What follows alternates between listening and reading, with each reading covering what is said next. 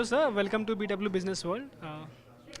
MSME sector is the backbone of Indian economy. We all know that, but it also faces certain degree of challenges regarding the payment delays and the debt issues. So, what, according to you, are the key things that they need to keep in mind while navigating this uncertainty? Uh, of course, see, all businesses, it's not only SMEs, all businesses have these kind of challenges. It's obviously not, no business is easy to run, right? I think for SMEs especially, I think one important thing in the last 3 years, 4 years is that the number of people who are now looking at investing in good small businesses which are profitable has dramatically increased. The number of family offices, HNIs, individuals, the SME IPO market, which has really started booming, the amount of liquidity in that market, right? So access to capital has really increased in the last 3 4 years for SMEs, right?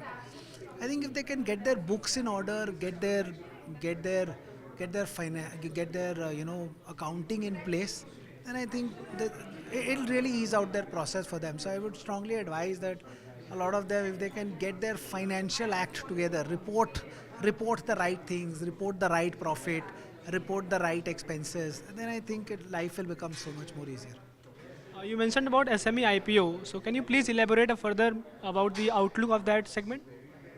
No, means all I can say is it's pretty dramatic. If our company becomes profitable, so we work with portfolio companies who we invest in, and then we work with them. So if our company becomes profitable, the offtake on the IPO is really significant. The amount of liquidity is very significant. So if you're an organization doing maybe upwards of 4 or 5 crores of profit, and you at least see growth. Obviously, at the core, will you grow, maybe 4 5 10 times in the next 3 4 5 years? If you believe with capital deployment you can grow, then a huge amount of capital which is now available in the SME IPO. And in a way, you don't even lose control of your company, right? As a founder, one of the concerns you have is somebody will now start controlling my company. When the IPO, there is nobody really controlling your company, right? You have to get your compliance together. If you are compliant, it works. We see that the tier 2, 3 cities, the non-metros, contribute a lot to the MSME growth. But there is one issue that they are not aware about the investment opportunities that they have in hand. So how can they make sure that they are updated around the trends regarding investment and attract the funding that they are requiring for their businesses to grow? Sadly, that is true because a lot of the capital is concentrated in the Delhis and the Bombays and the Bangalores of the world, whereas smaller companies, we've just found a very good company we're working with in Uttarakhand. We found another one in Lucknow. They've come to us through references. My suggestion to them is to try and at least get to maybe conferences like this in the larger cities, because it is, it's difficult to get these guys the capital to go to the smaller cities searching for entrepreneurs, but we would love to work with them, right?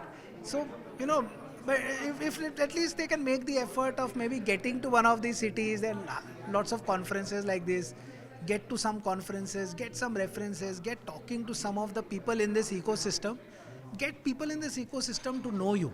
There's no averseness to investing in a Uttarakhand company, right? It is how do we know him, right? And very difficult for somebody here to suddenly go and start looking for companies there. So I think, yeah, to some extent they'll have to make that effort to maybe come to Delhi or a Bombay and be part of something like this, get referred somewhere, and I think then I think that's the way to go about it in my viewpoint.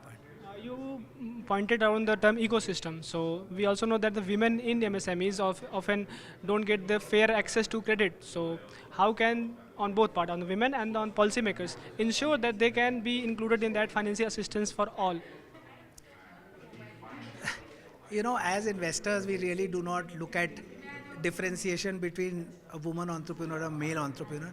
Only thing, see, at the core, we are looking for obsessive founders who are really mad about what they are doing, right? Promoters who are really mad about what they are doing. And sadly, there seems to be a bit more of men than of women who are in that boat, because maybe women have a few other responsibilities traditionally, right? I think that could be the only reason, really. There's no bias as such. Uh, it is huge focus which you need to put in for that kind of growth, right? And is a woman willing to do that or not, right? If you are, then pretty much, I think the matrix is similar. It's just that that focus sometimes that may not be available. Sadly, given our fabric, which is rightfully or wrongly, it's not a right or wrong thing. It is, maybe that's the way we are. Thank you so much, sir, for your time.